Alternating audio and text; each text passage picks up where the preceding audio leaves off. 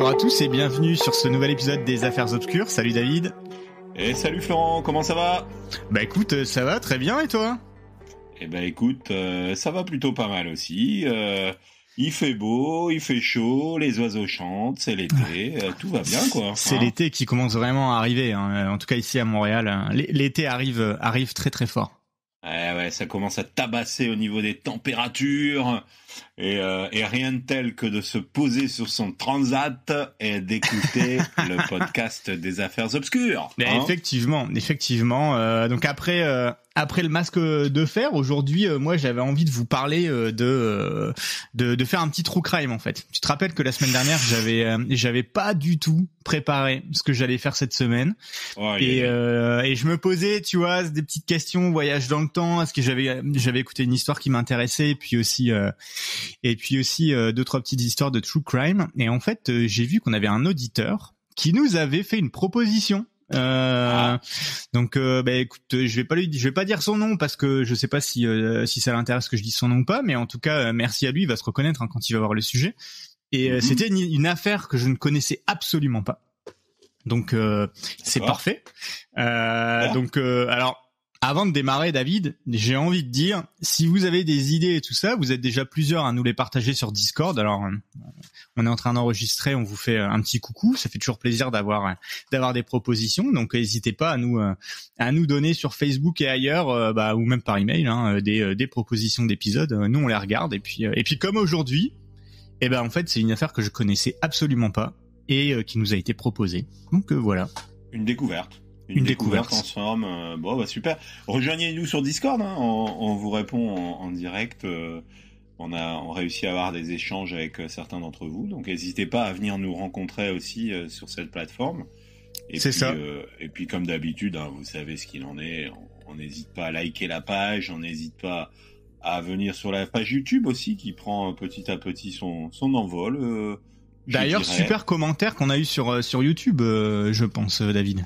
Ouais, alors je pense c'est ça qui est incroyable, c'est qu'on a une audience YouTube, on a une audience podcast, et puis voilà, donc on fait notre petit bonhomme de chemin à droite et à gauche, comme dirait. et puis voilà, non mais c'est cool parce que il commence à avoir une audience assez sympatoche, et on continue, hein, ouais. On continue de faire croître le podcast. Et voilà, exactement.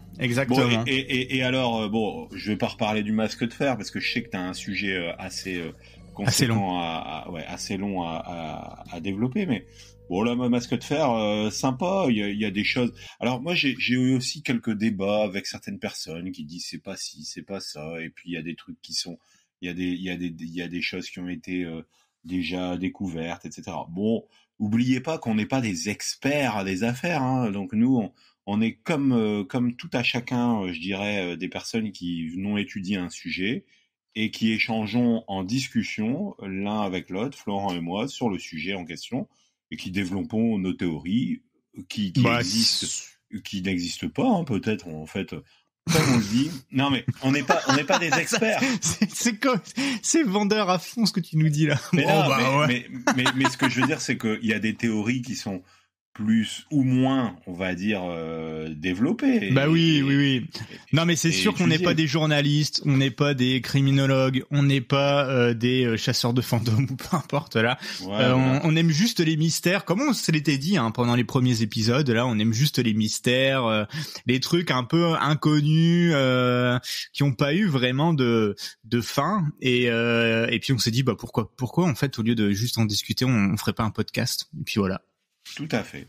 Et donc, la question qui, comme d'habitude, nous brûle les lèvres, les auditeurs et moi, de quel sujet vas-tu nous parler, Florent, cette semaine ? Alors, j'ai lancé un petit teaser sur Facebook et personne n'a trouvé. Personne n'a trouvé. Donc, à part l'auditeur qui me l'a proposé, peut-être que personne ne connaît, mais en tout cas, aujourd'hui, je vais vous parler de l'inconnu d'Isdal. Est-ce que tu connais cette affaire ? L'inconnu d'Isdal ? Ouais.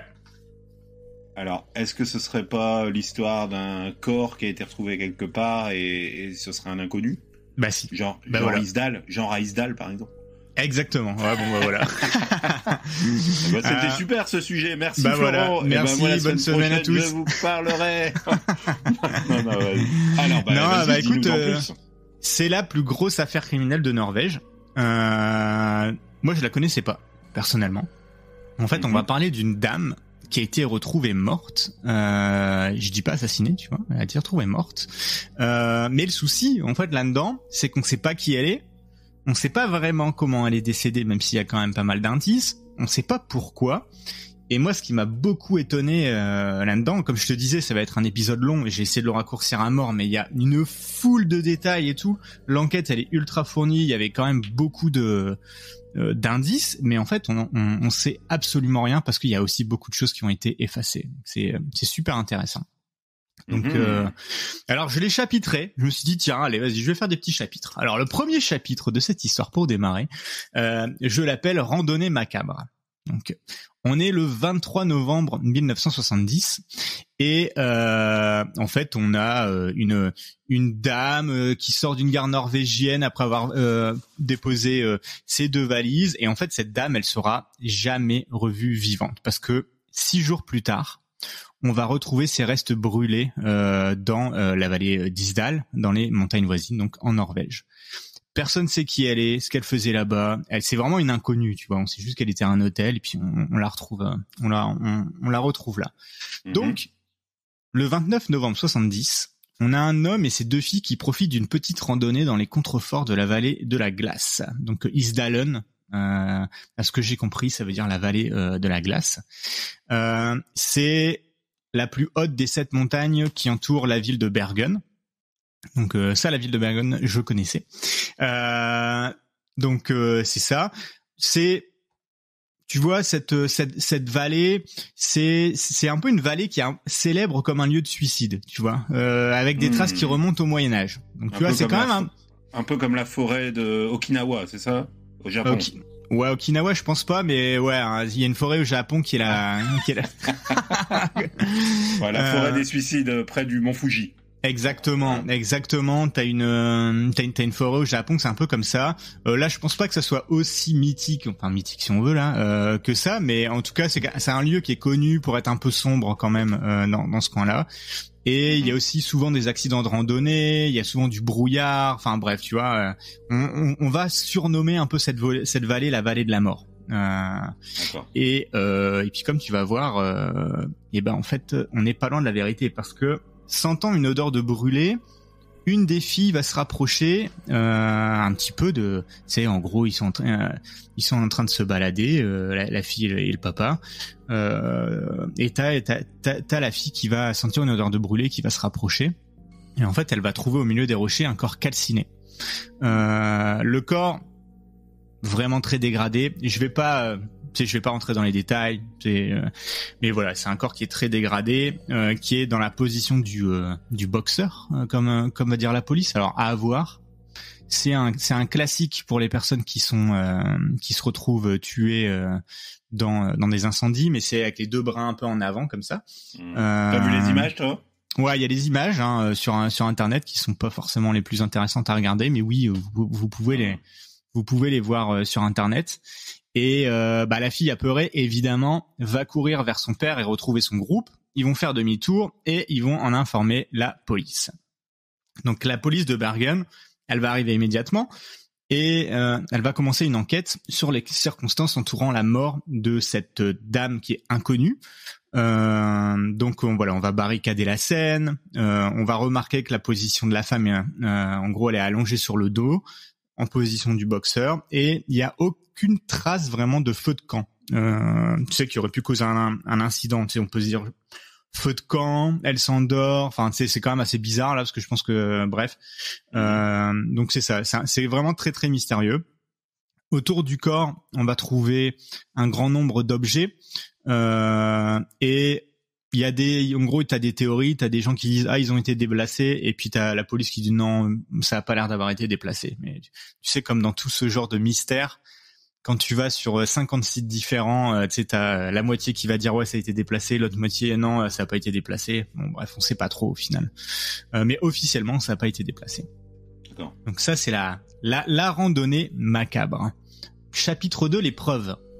Donc, évidemment, la police va faire une longue enquête. Donc, déjà au premier abord, comme ça, autour du corps, la police va trouver une paire de bottes en caoutchouc au niveau des genoux de la victime, les restes d'un sac tout près de sa cuisse, et sur les pierres à proximité, on va trouver un pull en laine, des restes fondus de 2 bouteilles en plastique qui contenaient de l'eau, et la chaleur du feu avait fait partiellement fondre une tasse en plastique avec une cuillère. Donc tout ça, c'est les objets qu'il y avait un peu autour d'elle, tu sais, un peu éparpillés.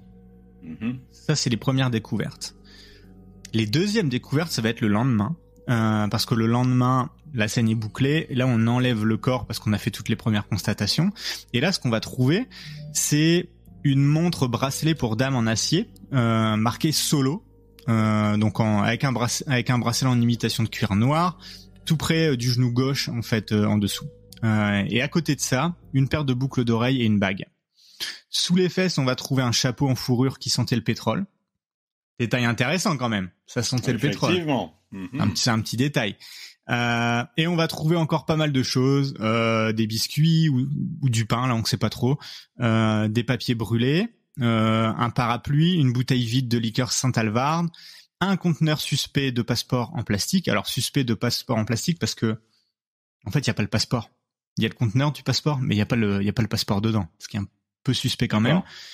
Et les restes d'une boîte d'allumettes de Beate Ouse. Est-ce que tu sais ce que c'est Beate, enfin Beate Ouse? Beate Ouse, non, ça me dit rien du tout. Eh ben tu apprendras que c'est le premier sex shop d'Europe. D'accord. Donc, Okay. Voilà. Donc voilà, ça c'est ce qui a été retrouvé. À première vue, la scène de crime semble indiquer que la femme était en train de faire une petite pause ou un pique-nique avec des accessoires de boissons disposés. Enfin, tu vois, des restes de pain, de biscuits trouvés, tu sais, ça colle un peu. Il y a pas mal de versions de l'histoire qui incluent pas ce détail, ce qui a suscité des spéculations selon lesquelles le corps aurait été abandonné, mais en fait pas vraiment, parce qu'il y a quand même pas mal de choses qui font penser à ce que la dame elle était en train de faire de préparer ou de prendre son pique-nique au moment du décès. Donc et puis t'as aussi des gens qui disent ça ressemble à une cérémonie, tu vois, ça a été posé de telle façon que donc tu sais, en fait, des détails tout simples comme ça, déjà petit côté sectaire, quoi. Ouais, c'est ça. En fait, moi, ce que je trouve super intéressant déjà, c'est que rien que ces détails tout simples, t'as déjà 3 théories. C'est non, elle était en train de manger. Ah non, en gros, c'est une cérémonie parce qu'il y avait du pain, il y avait de l'eau et puis il y avait d'autres trucs et puis enfin voilà. Donc finalement, on passe à l'autopsie. Et là, l'autopsie va dire que donc la femme d'Isdal est morte d'inhalation de monoxyde de carbone. La suie trouvée dans les poumons indique qu'elle était en vie lorsqu'elle a été incendiée. Ça, c'est un détail qui est intéressant. Ouais. Parce que ça veut dire... Ouais, c'est assez morbide. Et surtout, ça veut dire qu'elle s'est pas donné la mort avant et puis qu'ensuite elle s'est retrouvée en feu et compagnie. Enfin, tu sais. Donc voilà. La femme avait subi un coup... en tout cas, elle avait un bleu au cou... qui était dû à un coup ou à une chute. Donc, est-ce que par contre c'était juste avant la mort ou après, peut-être pas après, mais longtemps avant et compagnie, ça on sait pas trop, mais en tout cas, elle avait un bleu et elle avait une petite quantité d'alcool dans le sang. Donc, j'ai pas le taux là, mais de ce que j'ai lu, c'est une petite quantité. Donc, je pense que si ça avait été une quantité qui était assez pour que tu te rappelles pas ce que tu fais, enfin tu sais, compagnie, je pense que ça aurait été mentionné. Ce qui est intéressant, ce qui est vraiment en même temps bizarre, c'est qu'on va trouver 4 mg de sédatif phénémal. Donc le phénémal, c'est un sédatif qui est fabriqué en Norvège et qui est plutôt utilisé dans le traitement de l'épilepsie ou des convulsions plutôt que pour dormir. C'est pas quelque chose que tu vas prendre avant de dormir pour te dire tiens, j'ai besoin de prendre ça pour dormir. C'est vraiment sur indication médicale, tu vois. Et on va l'utiliser parfois pour anxiété et pour l'arrêt de prise de drogue. Donc tu sais, ça donne un peu un portrait qui peut être assez à multifacette. Est-ce que c'était une personne qui pouvait faire de l'épilepsie, tout ça? Est-ce que c'est une personne qui était en arrêt de drogue, très anxieuse? Voilà. Ce qui se passe quand t'en prends, c'est une baisse de l'état de conscience et des difficultés respiratoires. T'as des risques de dépendance et de suicide si jamais t'en prends vraiment sur le long terme. Tu sais, en gros, tu passes dans des phases de dépression et compagnie. Une overdose, c'est un œdème pulmonaire et des soucis rénaux qui résultent à la mort assez rapide. Donc, ceci étant dit, on en retrouve 4 mg dans le sang. Donc, 4 mg, c'est pas une dose mortelle. Donc ce que vont déterminer les personnes qui sont responsables de l'autopsie. Et en gros, la quantité qu'elle avait pris serait peu de chances de la rendre particulièrement somnolente. En gros, ça aurait plutôt donné un effet un petit peu calmant, tu vois. Donc c'était pas un gros truc. Par contre, quand ils vont analyser l'estomac, ils vont retrouver 50 à 70 comprimés non dissous. Donc ça c'est super intéressant, c'est aussi très macabre, mais en gros ça veut dire que quand elle est décédée, elle avait ingéré 50 à 70 comprimés, qui aurait clairement eu une overdose. Enfin clairement là c'était, t'imagines, c'est quand même énorme au niveau de au niveau du nombre de comprimés. Mais en fait, ce nombre de comprimés a au final joué aucun rôle dans la mort. Parce qu'en fait, ça n'avait pas été dissous dans le sang. Donc, est-ce que elle s'est faite attaquer, en gros, on l'a forcée à prendre des comprimés, ou est-ce que elle a voulu prendre des comprimés pour en finir? Enfin, tu sais, en gros, ça ajoute encore du flou dans l'affaire. Une affaire, comme tu vas voir, qui est vraiment passionnante. Parce que quand on va tirer le fil, ça va vraiment être intéressant. Donc là, ensuite, l'enquête va venir analyser l'incendie. Donc la nature de l'incendie va soulever d'autres questions.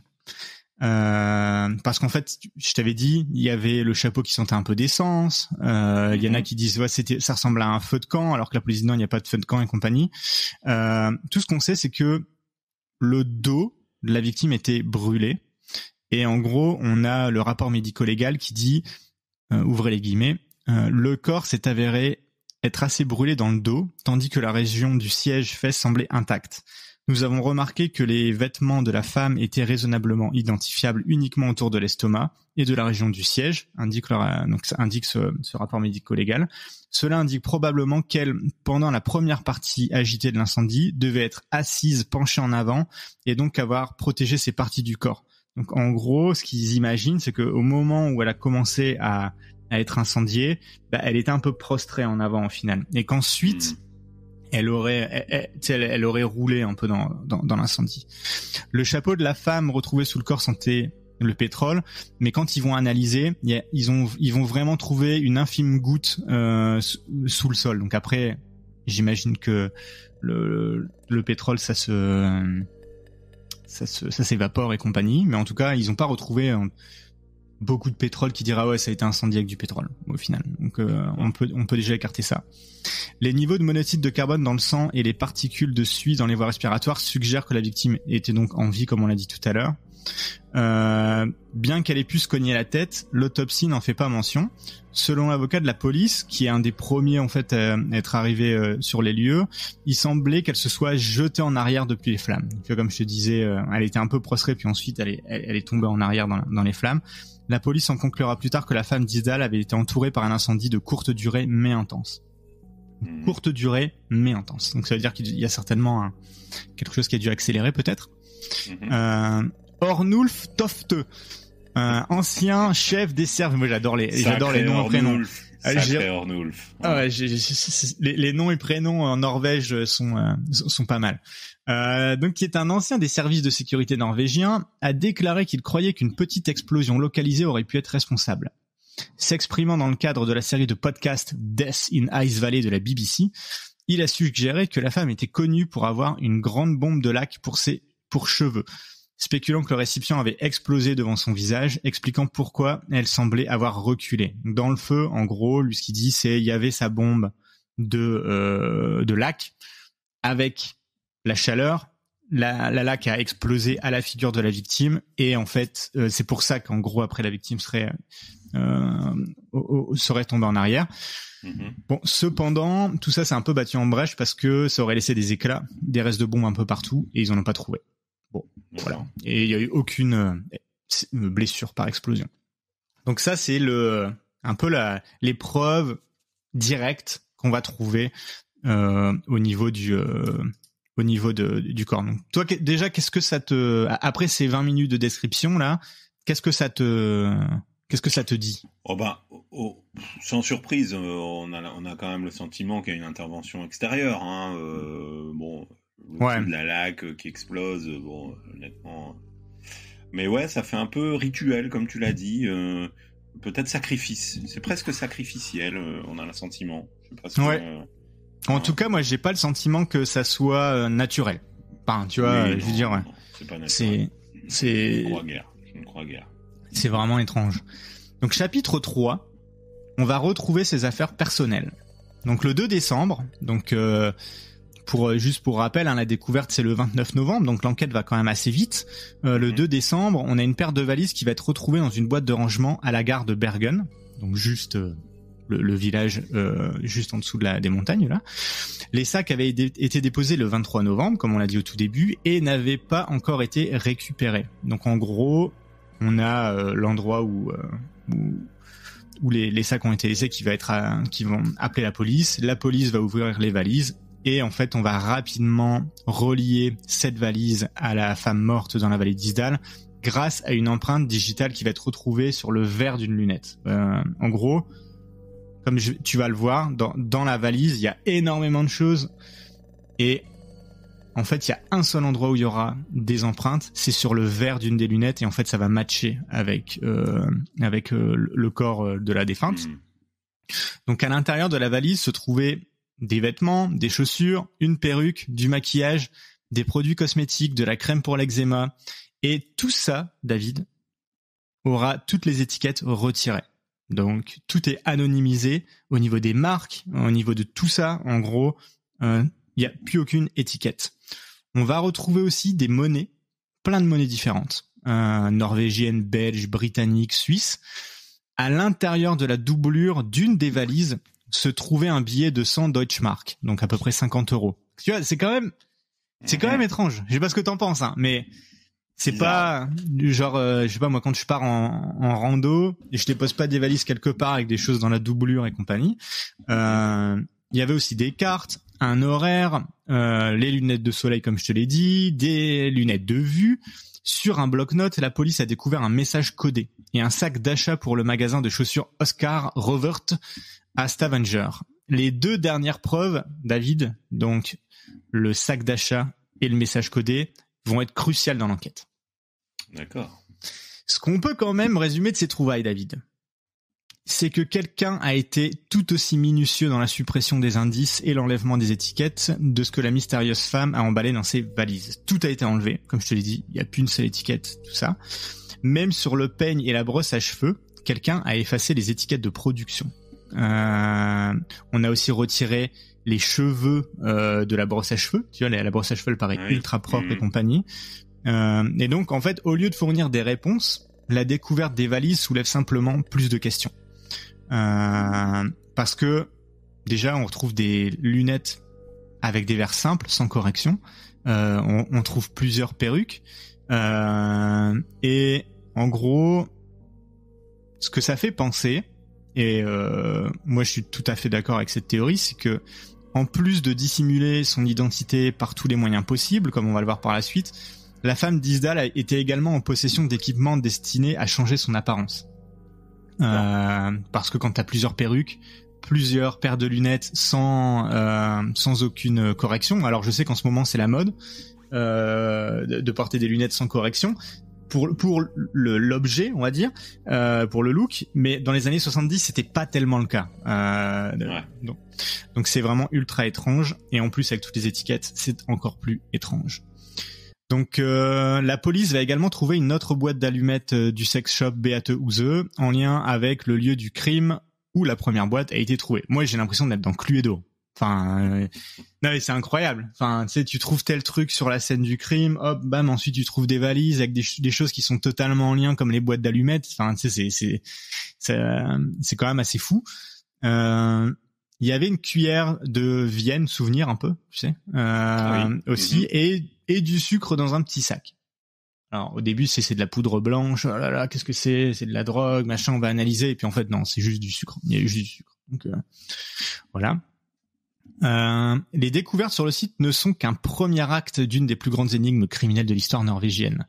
Plus la police enquête, plus de mystères émergent. Et comme d'habitude, quand aucune réponse ne peut être trouvée, David, il y a quand même pas mal de théories qui vont voir le jour. Et donc là, c'est ça, le fait qu'une jeune femme dont personne ne connaît l'identité meure dans de telles circonstances est quand même assez étonnant. Donc en fait, on a 3-4, tu sais, théories à ce moment-là. Est-ce que c'était une espionne qui a été liquidée par les siens ou par un ennemi inconnu, par une agence externe à sa propre agence?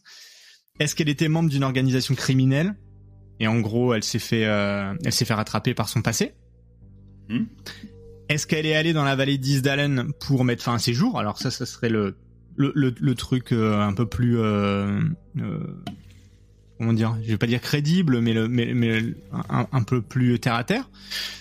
Et dans ce cas, par contre, est-ce qu'elle a créé tous ces mystères? En tout cas, pourquoi est-ce qu'elle a créé tous ces mystères autour de ça? Enfin, je veux dire, c'est quand même assez étonnant. Est-ce que toi, t'as d'autres théories qui te viennent en tête? Bah écoute, non, c'est très mystérieux comme histoire, hein, pour le moment. J'ai hâte d'entendre ce que tu vas me dire ensuite, parce que là... Est-ce que t'as une théorie préférée pour l'instant? Moi, c'est marrant, ça me fait un peu penser, on est quoi, dans les années 70? Ouais. Est-ce que ça pourrait pas être une russe, une espionne, enfin, je sais rien, tu vois, un peu une Mata Hari, un peu oui. à la... Hein, ouais, effectivement. Et moi, j'aime assez bien ce scénario. D'autant que, comme tu vas voir, il y a quand même des petites pistes qui vont dans ce sens-là. Donc, d'accord. Mais il y a aussi des pistes qui vont dans d'autres sens, donc tu vois, c'est ça qui est ultra compliqué dans cette affaire. Donc, chapitre 4, l'enquête. Alors, l'enquête sur le bloc-notes et le sac de shopping, rappelle-toi, je t'ai dit, c'est les deux points qui sont les plus, les importants dans l'enquête. En fait, ça va aller très vite. Le bloc-notes, donc pour la partie du bloc-notes, la première page, c'est la seule page qui est remplie. Et en fait, dans une écriture bleue, à l'encre bleue, la femme d'Isdal va écrire ligne après ligne des séries de lettres et de chiffres. Tu vois. Et donc, pour les enquêteurs et la police, évidemment, t'as pas besoin d'être Sherlock Holmes pour te dire, tiens, ça ressemble à un code. Hein, tu vois, tu t'amuses jamais à écrire des trucs comme ça sur un petit bloc-notes. En plusieurs jours, en fait, ils vont réussir à craquer le code, comme je vais te l'expliquer par la suite. Le sac de course, lui, c'est une autre affaire. C'est un succès direct parce qu'en fait, sur le sac de course, évidemment, il y a la marque. Donc, ce qu'ils vont faire, ils vont aller dans le magasin Oscar Rovert Footwear Store à Stavanger.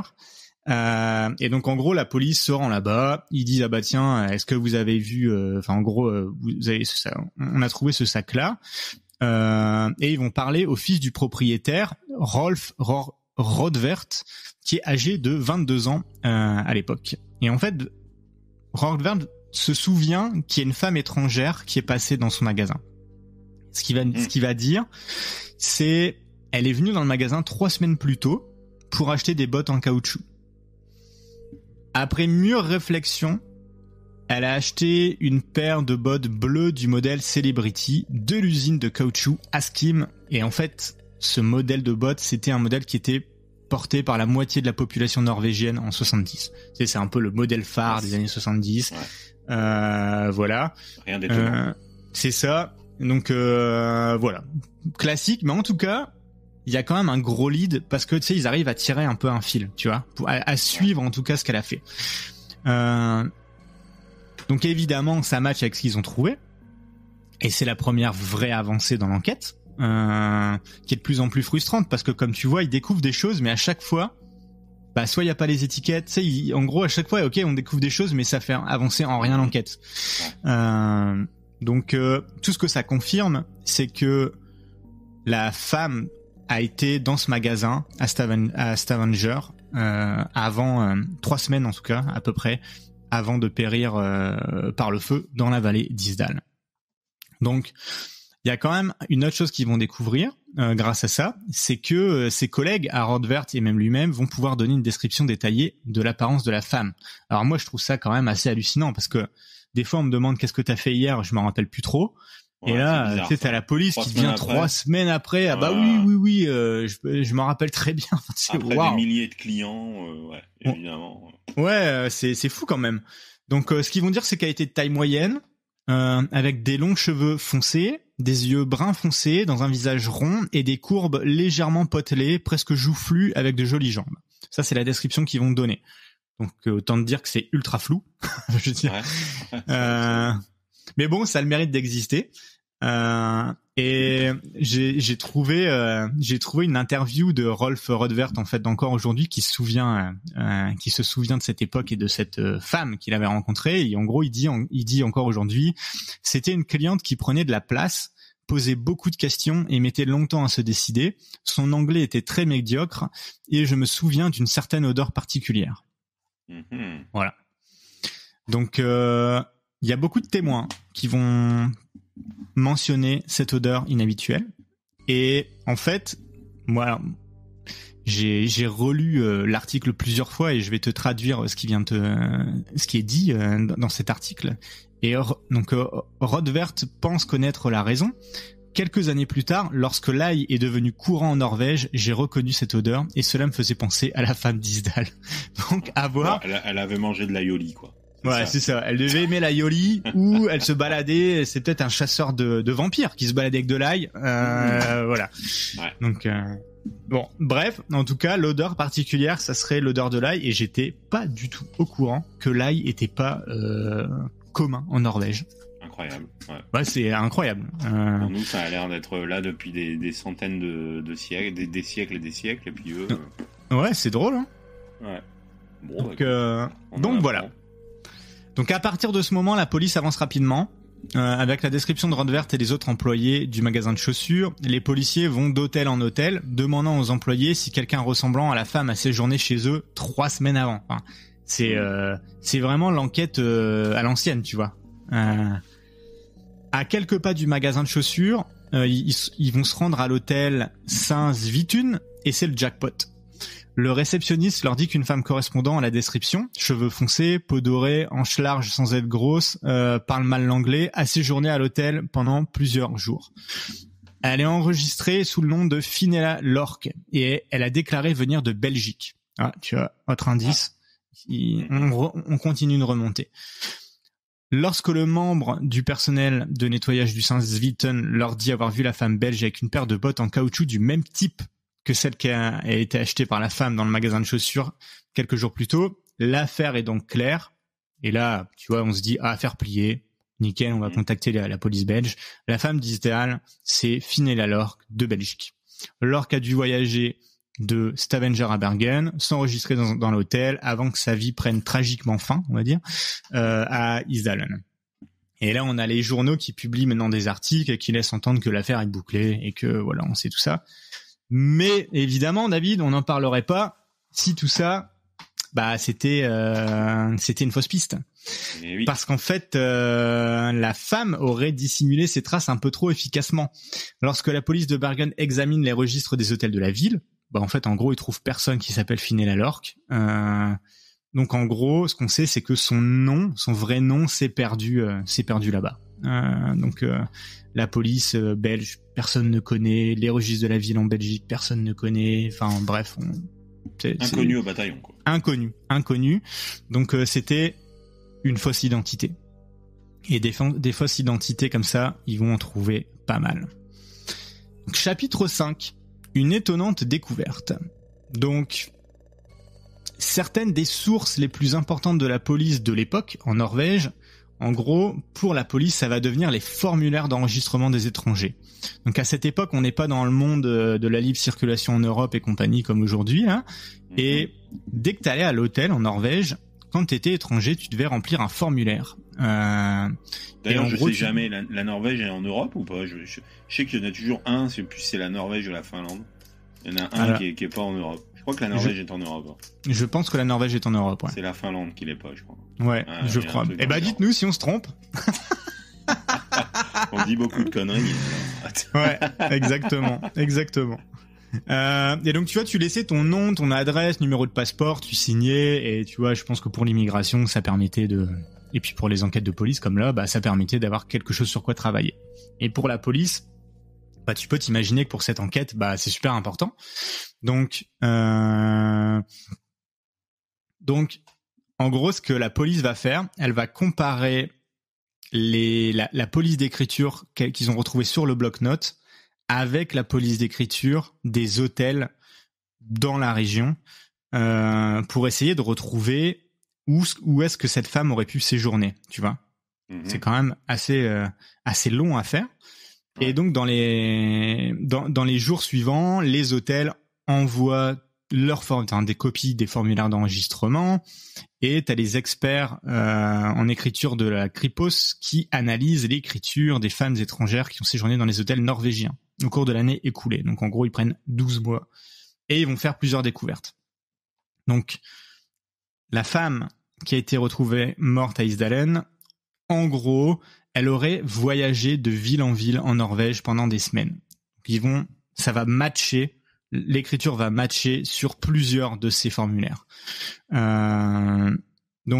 ce qu'ils vont aussi découvrir, c'est que quand elle s'enregistrait dans un nouvel hôtel, elle utilisait fréquemment une nouvelle identité. Donc ça aussi, c'est ultra intéressant. Ça veut dire qu'elle devait avoir énormément de passeports différents. Ouais, parce que pour ça, tu devais avoir ton numéro de passeport et compagnie. Donc, à ce stade, la police découvre qu'elle a dû utiliser au moins 7 passeports différents. Et en plus de Finella Lorck, ils vont trouver d'autres identités. Claudia Tilt, Vera Jarle, Alexia Zarna Merchez, Claudia Nielsen, Geneviève Lancier, Elisabeth... Alors là, c'est un nom flamand, enfin néerlandais, donc Lynn Hoeve. C'est marrant parce que je sais pas ce que t'en penses, mais ça fait beaucoup penser à soit des noms allemands, néerlandais, enfin tu sais, à part Geneviève Lancier, mais t'as quand même Lorck, Tilt, Jarle, Zarna Merchez, je sais pas trop, je vois pas trop. Et le nom là, c'est comment tu dis Phineas? Le premier? Ouais. Finella Lorck. C'est marrant, ça me fait penser à Phileas Fogg. Je sais pas c'est qui. Phileas Fogg, c'est le tour du monde en 80 jours. Ah, ok. Bref. On va pas résoudre à cause de ça T'imagines. Attends. Ça mais incroyable. Il faisait le tour du monde en 80 jours. Exactement. Ça serait énorme. Voilà, tu vois, elle a 7 identités, enfin elle a plusieurs identités différentes avec au moins 7 passeports, parce qu'ils ont pris que un an d'historique. Et ils vont aussi découvrir qu'elle a séjourné dans plusieurs hôtels à Paris sous le nom de Vera Schlosseneck. À Also, Bergen, Stavanger, Trondheim, la police trouve des traces de la femme d'Isdal, et à chaque fois qu'elle a donné une fausse identité, elle a dit qu'elle était une citoyenne belge. Donc la police belge va vérifier toutes les identités et en fait va signaler que tout est faux. En gros, il y a aucun passeport qui match, toutes les identités sont fausses et compagnie. Donc c'est encore une fois, on découvre plein de trucs, mais ça s'arrête en fait parce que on n'a rien qui colle. Les employés des hôtels où la femme d'Isdal a séjourné sont parmi les témoins clés de la police, car ils vont vraiment l'avoir rencontrée. Donc effectivement, pour le coup, c'est des témoins super importants. Alvhild de Ragnes, âgée de 21 ans à l'époque, travaille dans une salle à manger de l'hôtel Neptune. La jeune fille est impressionnée par cette femme étrangère, apparemment sophistiquée. En gros, ce qu'elle va dire à l'époque, c'est à l'époque, les femmes célibataires dans la salle à manger n'étaient pas courantes. Mais cette femme est entrée, avec une posture fière, a trouvé une table et s'est installée confortablement. Elle était visiblement une femme habituée à voyager seule. Je me souviens avoir chuchoté à ma collègue que j'espérais pouvoir adopter le style de cette femme en grandissant, va-t-elle raconter. Ça fait deux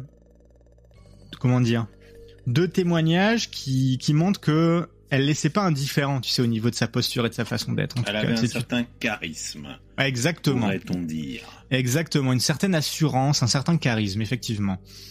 Et cette dame, elle a jamais oublié la femme d'Isdale. Ce qu'elle va dire, c'est elle a laissé une impression durable sur moi. Elle semblait si sûre d'elle et distante, mais elle n'était pas vraiment du genre à porter un survêtement et à faire de la randonnée dans la vallée d'Isdale. La fin de tel. C'est très très intéressant. Ce petit point. Donc ça, c'est le chapitre des découvertes des identités multiples de cette dame. Donc là, on en est au chapitre 6. À la poursuite d'une espionne, point d'interrogation. Théorie que j'avais émise. Effectivement. La police se retrouve maintenant avec un cadavre qu'elle est incapable d'identifier, mort dans des circonstances très mystérieuses. Donc, tout ce qu'ils savent, c'est qu'elle a utilisé plusieurs identités. Elle portait des lunettes sans verre correcteur, elle portait des perruques, elle a effacé ses traces de manière très professionnelle, que ça soit sur des papiers d'identité, mais aussi sur ses vêtements, il y avait plus d'étiquettes, sur ses produits cosmétiques, il y avait plus d'étiquettes. Enfin bref, tu sais, c'est quelqu'un qui faisait très attention à ça. Ouais. Et donc plus d'une semaine après la découverte du corps, la police de Bergen fait quelque chose qu'elle niera pendant des décennies. Elle engage des chasseurs d'espions des services secrets. Déjà, depuis plusieurs jours, la presse est remplie de spéculations selon lesquelles la femme d'Isdale pourrait être une agente étrangère. Elle a utilisé 8 noms différents dans ses voyages en Norvège, etc. Donc, en fait, elle devait avoir 8 passeports. Et elle a été impliquée dans de nombreuses activités de voyage dans toute l'Europe. Tu sais, ils l'ont retrouvée à Paris et compagnie. Tout ça, ça coûte de l'argent. D'où lui venait cet argent? Donc, voilà, on se dit, tiens, elle était employée d'une agence d'espionnage, etc.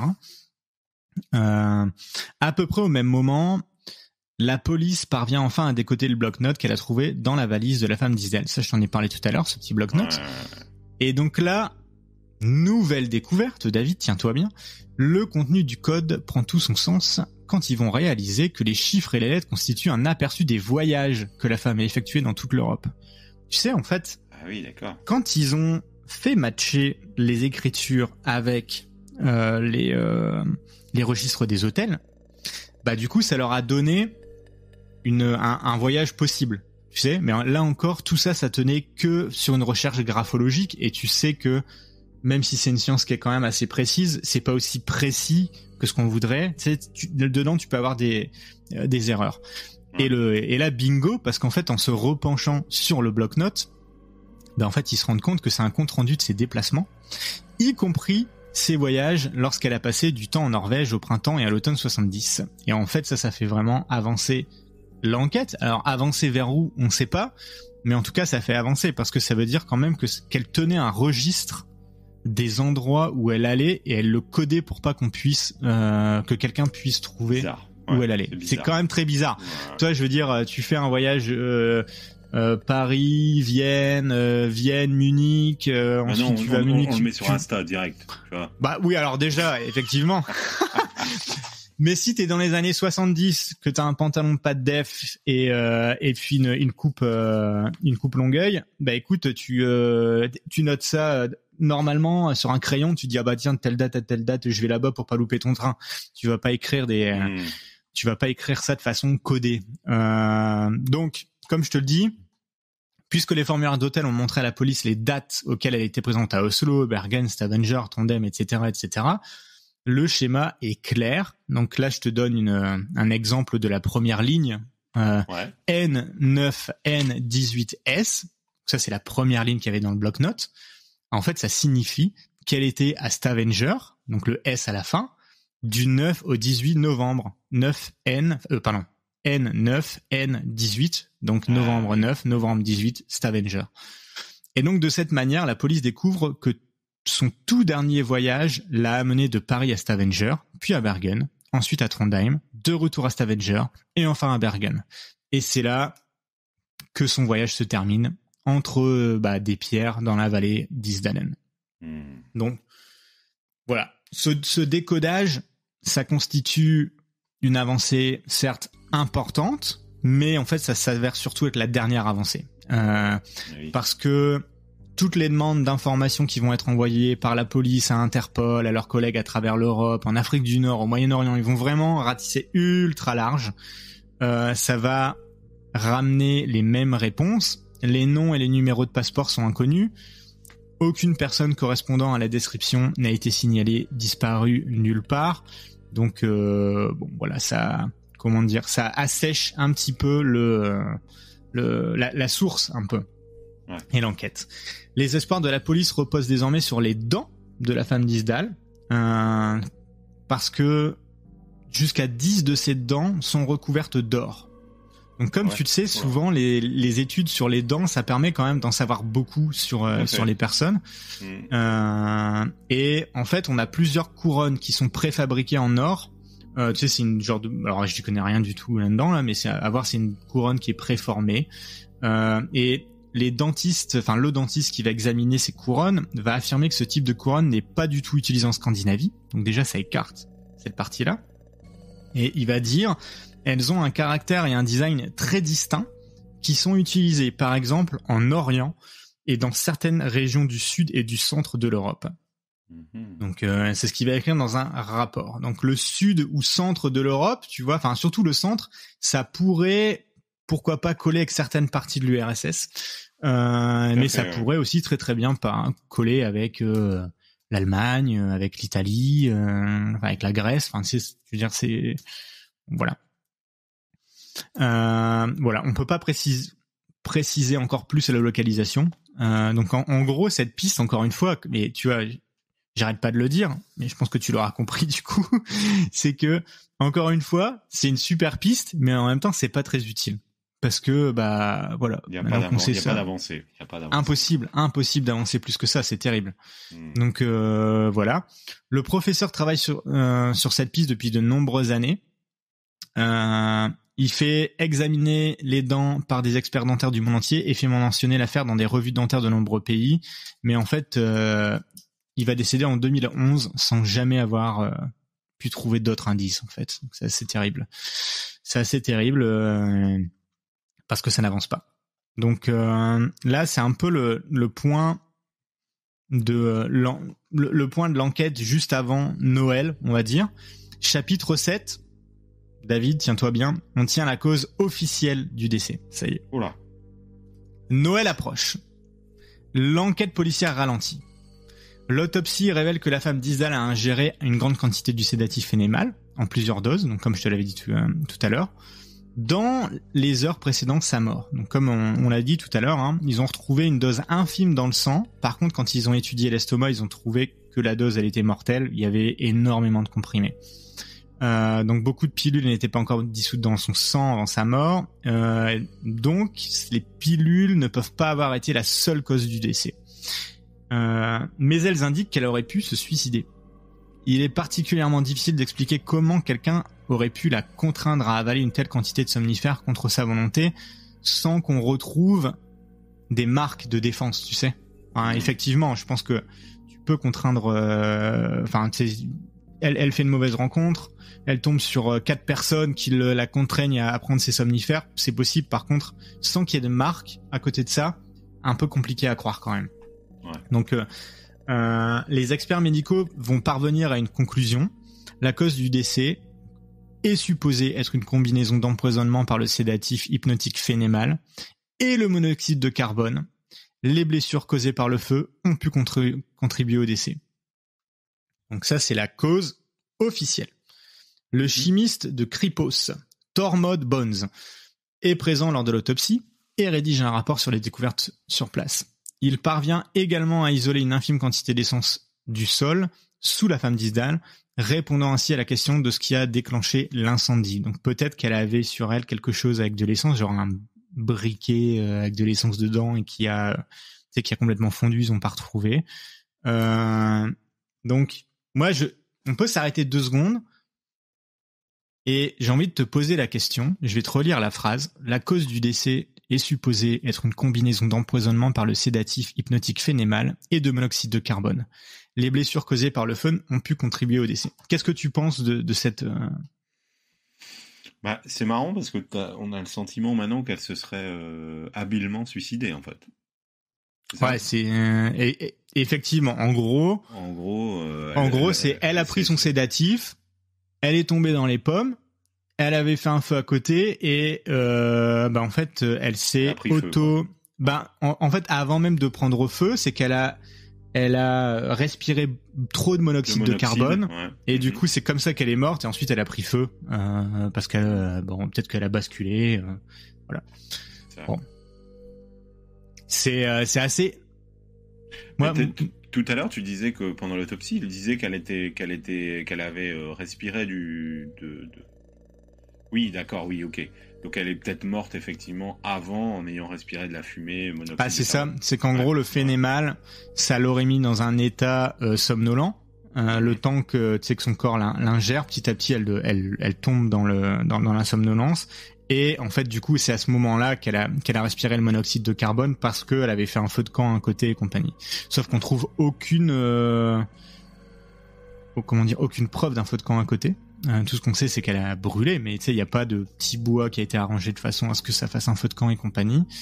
Non, moi, je trouve ça un peu genre une façon de mettre le dossier un peu de côté, tu sais, de clôturer le dossier, on ne sait pas qui elle est, machin. Bon, bref, on clôture le dossier. C'est ultra étrange quand même. Quand tu vois toute l'enquête, quand tu vois que elle a, comme on l'a dit tout à l'heure, habilement essayé de brouiller toutes les pistes, enfin, tu sais, on retrouve aucun passeport sur place, tu vois, par exemple. Mm-hmm. Pourquoi on retrouve aucun passeport alors qu'on sait qu'elle en avait au minimum 8 des passeports? D'accord.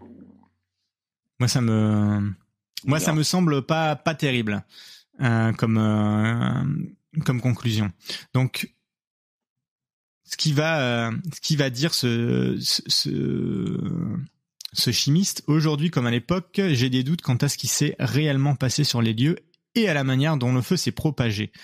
Il est difficile d'être sûr à 100%. Dans l'ensemble, je soutiens le rapport de 70, mais il existe une incertitude considérable et il est impossible d'exclure qu'il s'agisse d'un homicide, soit d'un accident. Mm-hmm. Juste avant Noël, t'as le commissaire Oscar Hordness qui fait un point sur l'état de l'enquête lors d'une conférence de presse finale dans le bureau au siège de la police de Bergen. Il souligne que l'affaire n'est pas résolue tant que la femme n'a pas été identifiée. Donc, ils tiennent la cause officielle et pour eux, tout porte à croire que c'est une intoxication. Au final, en gros, c'est une intoxication et que le feu, c'est plus accidentel et quelque chose d'à côté. Mais par contre, pour eux, l'affaire, elle est toujours pas résolue tant que la femme n'a pas été identifiée. Et donc, quelques jours plus tard, c'est là où ils vont présenter la conclusion du suicide. Donc, pour eux, c'est un suicide. Selon Breen, le chef de la police de Bergen, la femme d'Israël était obsédée par une sorte de manie, peut-être la paranoïa. En fait, c'est super intéressant parce que pour eux, ce fait de se changer d'apparence, retirer les étiquettes et compagnie, ça serait le plus de la paranoïa qu'autre chose. D'accord, ah oui, elle pensait qu'elle était traquée ou... Ouais, mais elle était quand même assez balèze parce qu'elle avait quand même des faux passeports. Ça, c'est quand même... Enfin, tu vois... Oui, c'est digne d'une espionne, quoi. Ouais, c'est... Pour moi, on dirait vraiment que... tu sais, qu'ils essaient de classer l'affaire le plus vite possible, en fait. C'est de passer à autre chose, parce que autant... ce qu'ils avancent, pourquoi pas, mais il y a un faisceau d'indices tout autour qui fait que, bah non, ça peut pas être juste ça, tu vois. Ouais. Enfin, pour moi, je peux croire que... effectivement, paranoïa et compagnie, et ils ont, et tu vois, elle était obsédée par quelque chose, mais d'un autre côté, il faut quand même que tu te procures des faux passeports, faut quand même que tu aies le pognon pour voyager partout comme ça, enfin, c'est quand même, surtout dans les années 70, enfin, tu vois, c'est quand même assez étrange. Ouais. Bon, bref, une fois Noël passé, il reste pratiquement plus aucun enquêteur qui travaille sur l'affaire, et donc, on reste sur des questions sans réponse, 46 ans plus tard. Enfin, 46 ans finalement, c'est bien plus que ça.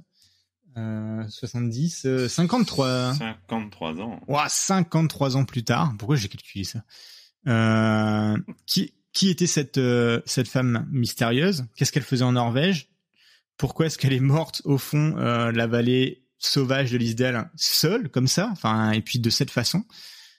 Donc, pour plusieurs policiers qui ont travaillé sur l'affaire, ça deviendra limite un traumatisme de ce que j'ai lu. Le fait de jamais avoir réussi à identifier cette femme, c'est un peu vécu comme un échec professionnel. Ah oui. Et t'en as beaucoup qui acceptent pas la théorie selon laquelle elle aurait mis fin à ses jours, mais tu sais, ils peuvent pas vraiment le dire à visage découvert. Là, tu sais, Genre, tu le vois dans les comptes rendus dans les articles de journaux à visage couvert. Parmi ceux qui ont jamais accepté l'explication du suicide se trouve Knut Havik. Knut Havik. Personnellement, je suis totalement convaincu que c'était un meurtre. Elle avait différentes identités. Elle utilisait des codes. Elle portait des perruques. Elle voyageait de ville en ville et changeait d'hôtel après quelques jours. C'est ce que la police appelle un comportement conspirateur, déclare Havik. Et je suis tout à fait d'accord avec lui. Moi, je tiens sur la théorie de Havik. Et donc là, c'est le dernier chapitre. Le 5 février, l'affaire est juste classée. Le moment est venu d'enterrer la femme d'Isdal. La police a pris toutes les précautions nécessaires au cas où des proches se présenteraient à l'avenir. Donc en fait, on va l'enterrer dans un cercueil en zinc qui va pas se désintégrer. Et donc on pourra la transférer dans son pays d'origine si jamais on la trouvera. À ce jour, on sait toujours pas qui elle est. On sait pas comment, pourquoi, par qui elle a terminé ses jours. Et donc en fait, tout ce qu'on a, c'est les différentes théories, espionnage international. Donc, en gros, c'est une espionne impliquée dans des activités d'espionnage. Est-ce qu'elle a été victime d'un règlement de compte entre services de renseignement? Avec les éléments comme les dents et compagnie, on pourrait pencher vers l'URSS, pourquoi pas. Il y a une autre théorie, trafic de drogue, mais là, c'est un peu tiré par les cheveux. En gros, cette dame, elle était impliquée dans le trafic de drogue, et puis on pense qu'elle a été assassinée en raison de ses connexions avec des organisations criminelles, mais là, pour moi, c'est un peu le genre de théorie comme dire c'est les ovnis, tu vois. Il y a rien qui la lie à ça. L'assassinat lié à des secrets personnels. Certains suggèrent que la femme aurait pu être assassinée en raison de secrets personnels ou de problèmes relationnels. Il est possible qu'elle ait été mêlée à une affaire dangereuse qui a finalement conduit à sa mort. Bon, peut-être plus probable que le trafic de drogue, mais à mon avis, on aurait quand même trouvé un peu plus de preuves. Tu sais, quand c'est pas vraiment professionnel, voilà. Bon, évidemment, il y a suicide. Numéro 4, c'est la thèse officielle que énormément de monde remet en cause parce que effectivement, ça tient pas tellement la route. Donc voilà, les faux passeports et compagnie, ça vient carrément, ça vient carrément contre ça pour moi. Bah ouais. Et la 5e que j'ai trouvée, qui est assez intéressante, je vais pas dire que c'est celle que je vois le plus, parce qu'en fait, en vrai, pour moi, c'est très flou, mais programme de protection de témoins. La femme faisait partie d'un programme de protection de témoins, et en fait, elle a été assassinée comme vengeance, tu sais. C'est programme de protection de témoins, tu fais partie d'un gang ou d'un truc comme ça, tu dis tout ce que tu sais, et on va te refaire une autre identité, et donc, comme ça, en gros, on pourra pas te retrouver, il pourra pas y avoir de vengeance sur toi. Ouais. Là, pas de bol, en fait, elle s'est faite rattraper par tout ça. Donc l'affaire passionne toujours aujourd'hui. Et en fait, on a encore des découvertes. Donc par exemple, dernièrement, ils ont refait des recherches ADN, et il se trouve que l'ADN matcherait avec une provenance de cette dame qui serait plus du côté de l'Allemagne, de ces pays-là. Donc intéressant. Donc il y aurait quand même une idée bloc soviétique, RDA, RFA. C'est ça, ou pas du tout. Peut-être qu'en fait, effectivement, sa famille, elle venait d'Allemagne, mais qu'en gros, ils habitaient en Angleterre depuis des années. Et que, je veux dire, elle a peut-être jamais parlé allemand de sa vie. En 2019, on a un homme qui s'est manifesté avec une histoire d'une rencontre dans la vallée d'Isdal. Quelques jours avant la découverte du corps de la femme mystérieuse, on a Ketil Gversoy qui faisait une randonnée dans la région quand il a vu une femme venir vers lui avec 2 hommes à ses trousses derrière elle. Ce qu'il a déclaré, c'est qu'ils étaient pas habillés pour faire de la rando en novembre. Donc à mon avis, ils étaient plus en mode ok, on sort de la ville et compagnie. La BBC va le citer. En gros, il va dire que la femme, elle avait l'air effrayée. Quand elle m'a regardé, j'ai senti qu'elle commençait à dire quelque chose, mais elle ne l'a pas fait. Puis elle a regardé derrière elle et a vu ces hommes. Je suis sûr qu'elle savait qu'ils la pourchassaient. Bon, le seul problème, c'est qu'il y a des petites incohérences dans son récit. Mais ça pourrait être plausible, sait-on jamais. En tout cas, tout ça pour dire que l'affaire, elle est toujours ouverte un peu partout au final, même si on a une cause qui a été déterminée par la police à l'époque. ça passionne toujours autant les passions. Et puis on est toujours en recherche avec de nouvelles théories et de nouvelles enquêtes. Voilà David. Alors toi, quelle est ta théorie préférée là-dedans? Bah, je vais pas sans surprise, hein. Je vais rester sur l'espionne, hein. Les ovnis, ouais. Why not, hein. Non, mais je pense qu'on avait affaire à une espionne. On était quand même dans une époque qui était un peu compliquée, la guerre froide, toutes ces choses-là. Ouais. Et donc, bon, après le lien avec la Norvège, je le vois plutôt difficilement, mais bon. Non, mais dans ces pays-là, il devait y avoir aussi pas mal d'espionnage. Ouais, ça pouvait. Donc ouais, voilà un peu moi on va dire ma préférence, ce serait l'espionnage, hein, l'espionne. Ouais. Moi je suis assez d'accord. Et puis bizarrement, il n'y a pas une news depuis, donc peut-être que c'est aussi quelque chose qui est un dossier un peu sensible, qui est pas révélé au grand public, hein. Un dossier obscur, je veux dire. Tout à fait. Écoute, incroyable cette histoire, Florent. Je la connaissais pas du tout. Moi non plus. Et franchement, une belle énigme que tu nous as racontée ce soir et qui j'espère va déchaîner vos passions, parce que n'hésitez pas à réagir. En tout cas. C'est quoi vos théories? C'est quoi vos théories? Et puis l'auditeur qui nous a aussi transmis cette histoire. Merci à lui. Oui, on lui passe un petit bonjour, hein. Moi, je connaissais pas du tout non plus, et quand j'ai commencé à lire ça, je me suis dit, c'est pas possible, il faut qu'on fasse un épisode. Franchement, super. C'est incroyable. Moi, j'adore ce genre d'histoire. Un peu c'est un peu en mode Elisa Lam, quoi. On sait pas ce qui s'est passé, un suicide, un meurtre.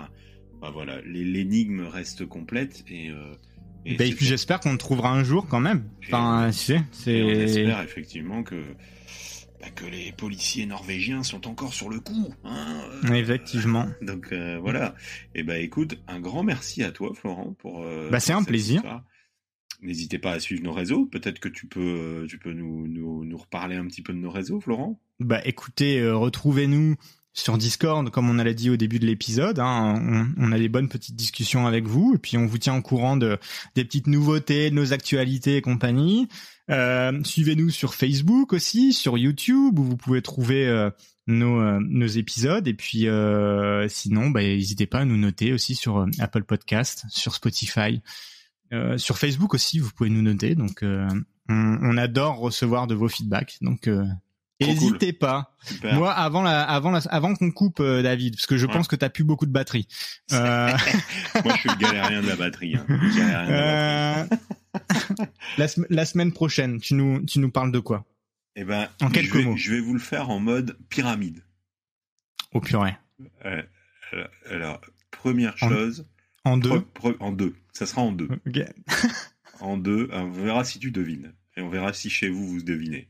Tu nous mettras un petit jingle pyramide, j'espère. En un, je dirais mystère. Oh, voilà. C'est facile. Ouais. Et en deux, je dirais figure géométrique. Ah ouais, mystère, figure géométrique. Pas évident. Et là, je vous laisse, vous, chez vous, commenter sur nos réseaux, savoir si vous avez trouvé en 2 briques le mystère figure géométrique. On va dire un mystère extrêmement connu.